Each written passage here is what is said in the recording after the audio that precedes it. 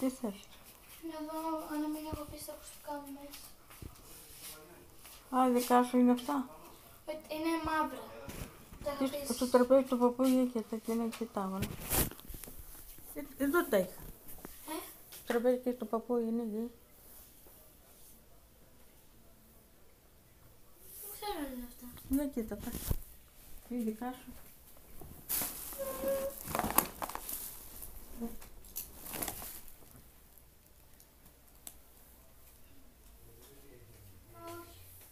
Είναι του παππού.